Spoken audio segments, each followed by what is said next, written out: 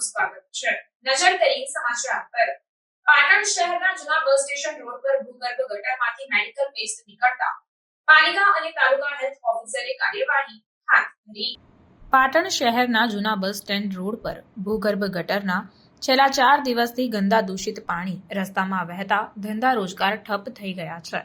ત્યારે પાલિકાની ટીમે સફાઈ હાથ ધરતા મેડિકલ વેસ્ટ નીકળ્યો હતો, જે મેડિકલ વેસ્ટ સામે પાલિકા અને તાલુકા હેલ્થ ઓફિસરે કાર્યવાહી હાથ ધરી હતી। પાટણ શહેરમાં જૂના બસ સ્ટેશન રોડ પર ગજાનંદ કોમ્પ્લેક્સની સામે ભૂગર્ભ ગટરની પાઇપલાઇનમાં છેલ્લા 4 દિવસથી ગટરના દૂષિત પાણી રસ્તામાં રેલાયા હતા।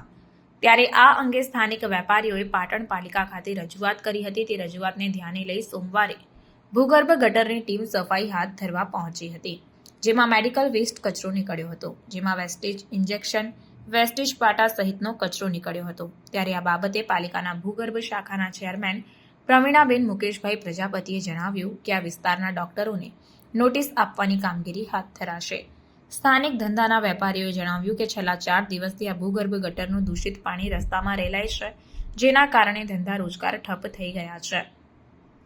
લોકો કેવી રીતે આવે વસ્તુ લેવા માટે કે નાસ્તો કરવા માટે, તેવા સવાલ ઊભા થયા છે। ત્યારે ઝડપથી આનું યોગ્ય નિરાકરણ કરવામાં આવે તેવી પાલિકાને રજૂઆત કરાઈ છે। મેડિકલ વેસ્ટ રજિસ્ટ્રેશન વગરની હોસ્પિટલ સામે કાર્યવાહી કરવામાં આવશે। તાલુકા હેલ્થ ઓફિસરે જણાવ્યું હતું કે જગ્યાની તપાસ કરીને મેડિકલ વેસ્ટ જણાશે તો આજુબાજુની હોસ્પિટલમાં તપાસ કરવામાં આવશે।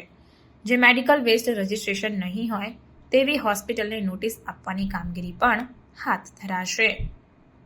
રિપોર્ટર વસંત કડિયા, સેક્યુલર ગુજરાત ન્યૂઝ, પાટણ। સમાચારોની અવનવી અપડેટ્સ માટે જોતા રહો સેક્યુલર ગુજરાત ન્યૂઝ।